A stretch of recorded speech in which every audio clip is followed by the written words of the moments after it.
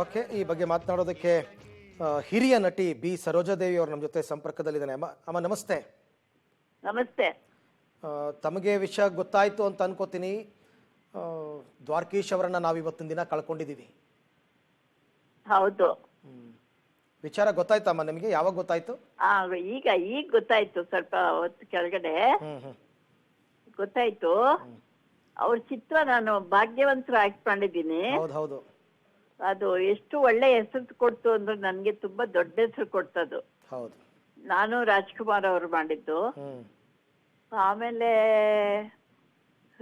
ಇನ್ನು ಬೇರೆ ಚಿತ್ರಗಳೆಲ್ಲ ನನ್ನ ಜೊತೆ ತುಂಬಾ ಆಕ್ಟ್ ಮಾಡಿದ್ದಾರೆ. ಮಲ್ಲಮ್ಮನ್ ಪವಾಡ, ಮಲ್ಲಮ್ಮನ್ ಪವಾಡದಲ್ಲಿ ನಾನು ನೋಡ್ಬಿಟ್ಟು ಅವ್ರು ಹೇಳಿದ್ರು, ನನ್ಗೆ ಯಾವಾಗಲೂ ನಿಮ್ಮನ್ನ ನೋಡ್ಬೇಕು ಅಂತ ಆಸೆ ಇತ್ತು, ನಿಮ್ ಜೊತೆಲಿ ಆಕ್ಟ್ ಮಾಡ್ಬೇಕು ಅನ್ನೋ ಆಸೆ ಇತ್ತು. ಇವತ್ತು ನನ್ನ ಆಸೆ ನೆರವೇರ್ತು.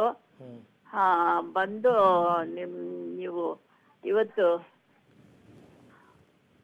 ನಿಮ್ ಜೊತೆಲಿ ಆಕ್ಟ್ ಮಾಡ್ತಾ ಇದ್ದೀನಿ, ತುಂಬಾ ಸಂತೋಷ ಆಗ್ತಾ ಇದೆ ಸರೋಜಮ್ಮ ಅಂತ ಕರೆಯೋರು ನನ್ನ. ಆತರ ಎಲ್ಲಾ ಪಿಕ್ಚರ್ ತುಂಬಾ ಚಿತ್ರಗಳಲ್ಲಿ ನನ್ನ ಜೊತೆ ಮಾಡಿದ್ದಾರೆ. ಆಮೇಲೆ ಇದು ಏನ್ ಹೇಳೋದು, ಇವ್ರೆ ಎಲ್ಲ ಒಳ್ಳೊಳ್ಳೆ ಚಿತ್ರಗಳು. ನಿರ್ಮಾಪಕರಾದ್ರು, ಒಬ್ಬ ಕಾಮಿಡಿಯನ್ ಆಗಿದ್ದವರು, ನಿರ್ಮಾಪಕ, ನಿರ್ದೇಶಕ, ಎಲ್ಲಾ ಇದ್ರಲ್ಲೂ ಅದನ್ನ ಉಪಯೋಗಿಸ್ಕೊಂಡ್ರು. ಆಮೇಲೆ ಅವ್ರ ಮಕ್ಕಳನ್ನ ಚೆನ್ನಾಗಿ ಇದ್ಕೊಟ್ಟಿದ್ರು, ತರಬೇತಿ ಪ್ರೊಡಕ್ಷನ್ದು. ಆಮೇಲೆ ಅವರು ಅಂಬುಜ ಅವ್ರು ತುಂಬಾ ಒಳ್ಳೆಯವರು, ನಮ್ಮನ್ನ ತುಂಬಾ ಇಷ್ಟ ಅವ್ರಿಗೆ. ಆಮೇಲೆ ಒಂದ್ಸಾರಿ ಇದು HRS ಲೇಔಟ್,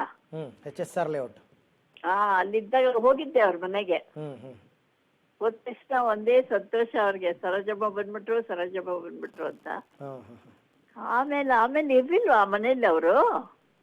ಇಲ್ಲ, ಅದಾದ್ಮೇಲೆ ಅವ್ರು ಎಲೆಕ್ಟ್ರಾನಿಕ್ ಸಿಟಿಗೆ ಶಿಫ್ಟ್ ಆಗಿದ್ರು. ಹೌದಾ? ಪಾಪ ತುಂಬಾ ಒಳ್ಳೆಯವರು. ತುಂಬಾ ಯಾವ ಕ್ಯಾರೆಕ್ಟರ್ ಕೊಡ್ಲಿ ಆ ಕ್ಯಾರೆಕ್ಟರ್ ಆಗಿ ಮಾಡ್ತಾ ಇದ್ರು. ತುಂಬಾ ಇದು ಅಪ್ಪ. ಇವರು ಅಷ್ಟೇ, ಅಂಬುಜನೂ ಅಷ್ಟೇ, ಭಾಗ್ಯವಂತ ಶೂಟಿಂಗ್ ನಡೀತಿದ್ದಾಗ ಶೂಟಿಂಗ್ ಬಂದ್ಬಿಡೋರು. ಆಮೇಲೆ ಅದ್ರಲ್ಲಿ ಒಂದು ಸೆಟ್, ತುಂಬಾ ದೊಡ್ಡ ಸೆಟ್ ಹಾಕಿದ್ರು, ನಮ್ ಮನೆ ತರ. ಮನೆನೆ ಇದು ರಾಜ್ಕುಮಾರ್ದು ನಂದು ಮನೆ ಹೇಗೆ ಅನ್ಬಿಟ್ಟು ಹಾಕಿದ್ರು. ಯಾರಾದ್ರೂ ಬಂದ್ರೆ ಎಷ್ಟಾಯ್ತು ಖರ್ಚು ಅಂದ್ರೆ 1,00,000 ಅಂತ ಹೇಳ್ತಾ ಇದ್ರು.